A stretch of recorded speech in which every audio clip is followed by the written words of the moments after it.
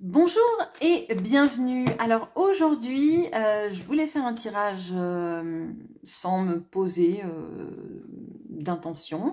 Et il se trouve que toute la nuit, j'ai eu la chanson Le Premier Pas de, je crois, Claude Michel Schoenberg dans la tête. Donc je me suis dit que ce n'était pas pour rien. Et qu'on allait voir pourquoi cette personne veut que vous fassiez le premier pas. Est-ce que c'est souhaitable? Alors bien sûr, libre arbitre, libre arbitre. Et qu'est-ce qu'elle ferait si vous ne faisiez pas ce premier pas? On va utiliser le Petit Lenormand, la poésie des jokers de Hélène Ciotat, qui est un Petit Lenormand que je viens de m'offrir. Vous voyez, c'est celui-là. Et c'est un Petit Lenormand qui est auto-édité. La créatrice est une artiste peintre et c'est très onirique. C'est vraiment un très beau Lenormand. Alors, on va aller chercher. Et puis, je vais utiliser, bien sûr, je vais utiliser le Romantique Tarot de Lo Scarabeo pour aller avec ça. Alors, du coup, on va regarder le Cavalier. Pourquoi est-ce que cette personne veut que vous fassiez le premier pas?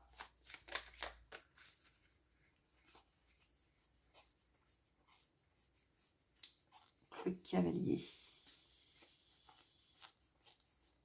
Le Cavalier. Est-ce que je l'ai passé?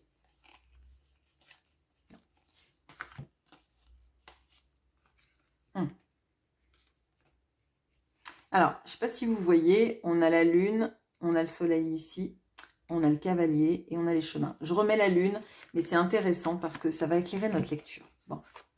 Alors, pourquoi cette personne, elle aimerait que vous fassiez le premier pas? Parce que elle ne sait pas où va sa vie.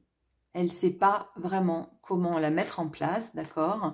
Elle est dans un perpétuel mouvement entre les doutes et l'envie. D'accord, mais typiquement, on aurait pu avoir les nuages à ce niveau-là. On a des moments qui s'enchaînent entre des peurs, entre presque une idéalisation et une envie très forte de vous recontacter, de vous revoir, de vivre quelque chose avec vous.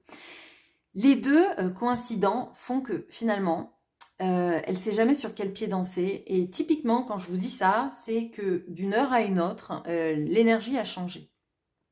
Peut-être que vous le ressentez d'ailleurs, peut-être que vous avez cette sensation d'instabilité que vous ressentez et que cette personne a. Et qu'est-ce qu'on a? On a les chemins. Donc, les chemins, ça nous parle toujours de la croisée des chemins, des directions à prendre dans sa vie et des choix à faire. Là, on voit que cette personne, elle sait qu'elle a des choix à faire et elle ne sait pas où elle va. Donc, si c'est vous qui initiez les choses, vous déjà, moi, ce que je ressens, c'est l'impulsion de vous savez où vous allez. Vous ne savez pas trop comment ça va se dérouler, hein, même si vous en avez des envies, d'accord, de cadrer tout ça. Mais si c'est vous qui prenez les rênes, je dirais, cette personne, elle va pendant un temps suivre le mouvement et se sentir, je dirais, aiguillée. Ouais, puis c'est intéressant parce qu'on a encore le soleil sous le soleil. Ouais. Alors, bon, qu'est-ce qu'on a? On a donc le soleil, on a le 6 de coupe et on a la reine d'épée. Bon.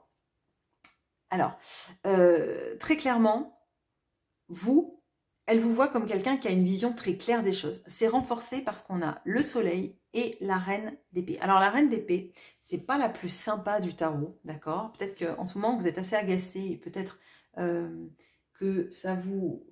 alors, c'est pas pour dire que vous êtes cinglant, cinglante, hein, mais on a cette notion-là de peut-être que vous laissez moins passer de choses. Peut-être que vous avez tendance un peu moins à la coucouner, à lui... peut-être que vous avez beaucoup cherché d'excuses et puis maintenant, en fait, vous en avez ras-le-bol. Et que vous êtes peut-être maintenant dans quelque chose de plus... alors, pas froid, mais moins sentimental, je dirais. D'accord? Pourtant, Elle sait qu'il y a quelque chose d'un lien qui vous unit, d'accord? Alors, quand je dis lien versus relation, est-ce que c'est un lien qui mène à une relation ou est-ce que c'est un lien qui reste un lien? En ce sens que on voit qu'elle elle sait pas trop où elle va. Et je pense que justement, ces chemins, c'est est-ce que entre nous ça restera un lien distendu, un lien parfois plus tenu, ou est-ce que on va transformer ce lien qui est entre nous en une relation? Et ça, je vous dis, à l'instant T, elle sait pas. Ce qu'elle sait, c'est qu'elle a besoin, envie que vous fassiez, que vous initiez ce premier pas. Bon, alors, je vais le dire après, quand on a quelqu'un qui est un coup en lune, un coup en soleil, elle peut en avoir envie. L'instant d'après, si ça tombe pas au bon moment, ça peut aussi l'étouffer. Donc, c'est compliqué. Mais ce qu'on voit, c'est qu'elle a besoin de votre vision claire des choses, aussi pour avancer. Comme si vous étiez une sorte de guide, de maître à penser, etc. Alors, c'est pas dans l'ego spirituel hein, que je dis ça, mais on a vraiment cette sorte de projection mentale, comme si vous étiez un référent intellectuel. D'accord. Bon. Alors, hop, hop, hop. On va vous regarder, vous. Est-ce que ce serait bien de faire le premier pas, on va dire dans le mois qui suit?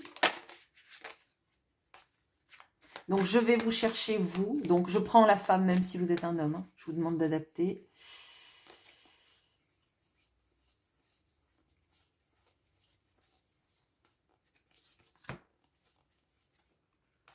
Bon. Bon, effectivement, il y a un premier pas qui se fait d'un point de vue épistolaire ou par SMS ou appel téléphonique, d'accord? Alors, bien sûr, si vous êtes bloqué par cette personne, vous vous doutez bien que le premier pas, vous ne pouvez pas le faire, d'accord? Donc, bon, me dites pas, je veux bien, mais il m'a bloqué. On est bien d'accord que ça va parler à des personnes qui savent qu'elles ne sont pas bloquées. Et encore que c'est même pas dit que cette personne puisse pas vous redébloquer. Donc à la rigueur, vous pouvez peut-être même tenter d'envoyer un message et voir si cette personne vous a pas par hasard débloqué. Bon, bref. Là, oui, on a la lettre et on a les oiseaux. Donc effectivement, il y a une notion de premier pas. Mais à mon sens, c'est une notion de premier pas qui passe par le fait de pas non plus trop se dévoiler, d'accord, qui passe par une reprise de contact, je dirais plutôt légère, d'accord, sans trop chercher à avoir des détails, je dirais sans attente particulière, plutôt dans l'envie de voir comment les choses vont évoluer. Là, en fait, si vous reprenez le contact en espérant que la relation va se dénouer d'un coup, je pense que ce ne sera pas le cas. D'accord? Il y a une notion de laisser un peu le destin faire, c'est-à-dire, vous envoyez un message, si vous en avez envie, ou vous faites une note vocale, ou vous tentez d'appeler cette personne, mais peut-être juste pour prendre de ses nouvelles ou raconter quelque chose de particulier qui vous est arrivé et que vous avez envie de partager. Mais c'est pas pour un souci de réciprocité tout de suite, c'est pas pour quelque chose qui s'ancre. Là, on est encore dans garder le lien et pas nécessairement entrer en relation. Parce qu'on voit que c'est quand même le cavalier de coupe, le valet de coupe, et le valet de coupe, comme je dis tout le temps, c'est la personne qui croit qu'un poisson peut vivre dans un calice. Donc, c'est pas très adapté à une vraie relation et à la faire s'épanouir. On a un lien, c'est-à-dire qu'on continue à avoir cette chose impalpable entre vous, mais elle n'est pour l'instant pas nourrie, d'accord? C'est plutôt une reprise de contact, un peu comme si on prenait des nouvelles d'un ami qu'on n'a pas vu depuis longtemps. Et que, comme on ne l'a pas vu depuis longtemps, on ne s'est pas donné des nouvelles, on ne sait pas trop comment on va être reçu, mais on le fait parce qu'on a envie de le faire. On ne le fait pas pour que l'autre ait une attitude particulière vis-à-vis de nous, ok? Bon, alors, j'aimerais bien voir comment elle réagira, cette personne, quand vous allez lui écrire, si jamais vous choisissez de le faire. Ok. Bon, bah écoutez, elle s'est retournée, donc... ok. Bon. Alors, qu'est-ce qu'on a? On a le serpent, on a cette personne et on a l'hélice. Alors, je dirais que dans un premier temps, cette personne, elle risque d'être... Alors, c'est très bizarre parce qu'on voit qu'elle veut que vous fassiez le premier pas. Mais comme elle est toujours dans ce mélange de soleil et de lune, on voit qu'elle est sur le qui-vive, elle est un petit peu en mode observation de ce qui va se passer, de ce qui va en découler. Peut-être qu'elle teste aussi une certaine forme de dépendance que vous pouvez avoir vis-à-vis de la relation, ou de comportement que vous avez eu à lui demander des comptes, ou à vouloir la relation et pas le lien. Justement, on reparle de ça là. Peut-être aussi qu'elle, elle va essayer, alors ça ne va pas concerner tout le monde, mais d'avoir un rendez-vous charnel avec vous. Bon. Cependant, on voit qu'après, il y a quelque chose de plus pur et plus doux qui s'installe et plus vrai. Donc, je dirais que là, ça va être intéressant de voir comment vous vous positionnez vis-à-vis de la relation. Est-ce que, par exemple, vous lui offrez votre amitié? Est-ce que vous lui offrez rien du tout, une sorte d'entre-deux, juste de prendre des nouvelles, d'en donner et d'être léger, sans attente ni rien? Auquel cas, il y a une petite zone floue, mais qui pour une fois, le flou, il est de votre côté, je dirais. Et ça permet en fait aux choses de ne pas être trop cadrées, de ne pas lui faire peur, parce que le flou, ça masque aussi pas mal les choses. Alors, qu'est-ce qu'on peut me dire de plus sur sa réaction?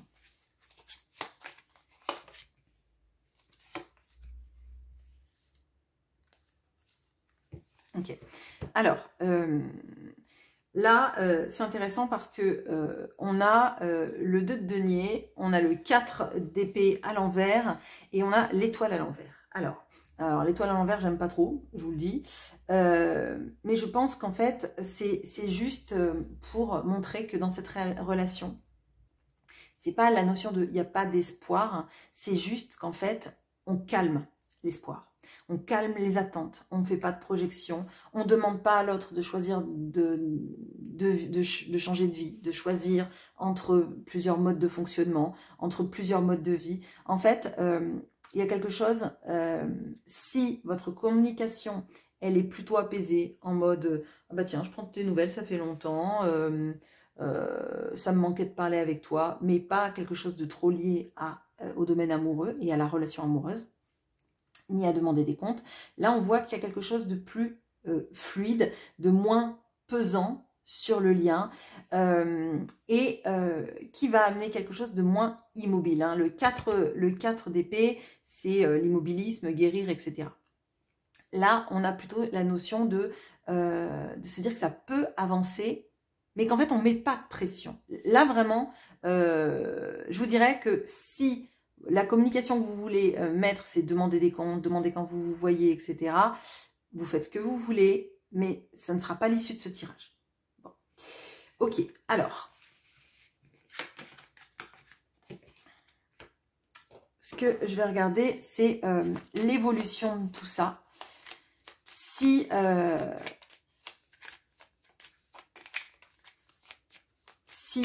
relation il peut y avoir après, par exemple, un silence radio ou une période un peu floue entre vous. Donc, on va chercher l'anneau.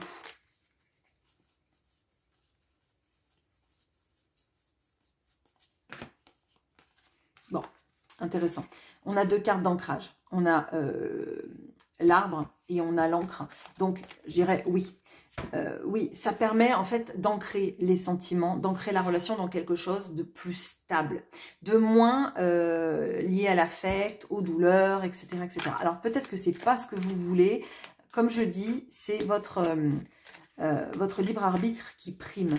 Néanmoins, effectivement, en ayant quelque chose de plus... Alors, c'est pas détaché, c'est quelque chose de sans attente, dans lequel vous vous oubliez pas, dans lequel l'autre ne représente pas la seule lumière de votre vie, vous voyez. Donc, oui, alors, on a encore l'engagement là-dessus. Alors, je dirais que là, donc on a le 5 d'épée, et c'est pas un 5 d'épée comme les autres. Je vais vous expliquer. On a ensuite le valet de denier qui est à l'envers. Et on a le 4 de bâton.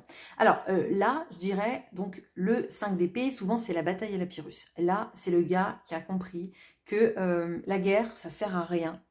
Et que pour vivre sainement et pour être le moins malheureux possible, il ne faut pas avoir d'attentes irréalisables, irréalistes et non appropriées au moment. D'accord? Ça sert à rien, en fait, de combattre sans arrêt pour que l'autre dise des choses, pour que l'autre rentre en interaction quand on a envie, etc.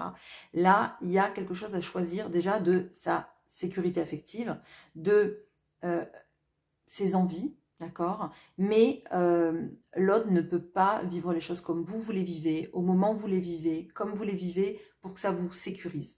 Là, il y a quelque chose sur lequel travailler potentiellement, c'est ce dont vous avez besoin versus ce dont vous avez envie. Et pour moi, là, il y a des choses à laisser aussi de votre côté, du sien nécessairement, mais là, comme c'est vous qui regardez le tirage, c'est plus intéressant d'aller regarder ce que vous, vous laissez. En l'occurrence, mais après la guerre, il nous faut faire la paix. Et je pense que c'est vraiment ça. Mais c'est la paix aussi en vous. La paix de vos attentes. La paix de justement cette relation qui n'a pas été en adéquation avec ce que vous attendiez. Mais qui peut renaître d'une autre manière. Et c'est ça, je pense, qui est intéressant dans ce tirage-là. C'est que les choses ne se passent pas forcément comme vous voulez. Elles prendront peut-être plus de temps. Elles redemanderont peut-être à ce qu'il y ait une confiance qui revienne des deux côtés. Mais c'est piano, quoi. Bon. Là, on a le valet de denier qui est à l'envers, d'accord? Alors, si on avait quelqu'un qui était beaucoup dans le matériel, l'envie de gagner, etc., c'est quelqu'un qui a relativisé ça, parce que c'est quelqu'un qui se sent seul et un peu comme un mendiant, je dirais. C'est un peu bizarre, mais c'est comme ça. Et là, on a effectivement la réconciliation et la fondation. Donc moi, je dirais, si vous avez envie de lui écrire et que vous voulez que ça donne quelque chose, il va falloir réfléchir d'abord à vos motivations. Est-ce que c'est le manque qui vous fait réagir? Est-ce que c'est l'envie d'avoir de ces nouvelles? Est-ce que c'est pour donner une chance à la relation, mais à la relation vécue des deux côtés? Ou est-ce que c'est pour que ça colle avec ce que vous attendez vraiment? Auquel cas, ça va être plus compliqué d'aller jusqu'à cet ancrage-là. Voilà. Bon, c'est un tirage court. Peut-être que je ferai une suite. On verra, je ne sais pas, selon vous, ce que vous voudrez. Mais il y a quelque chose de propice à une réconciliation ou une reprise sur le lien qui se transformera en relation si vous êtes déjà d'accord avec vous-même et d'accord avec cette personne pour avoir la même définition de cette relation. Voilà, je vous souhaite une très bonne journée et à bientôt.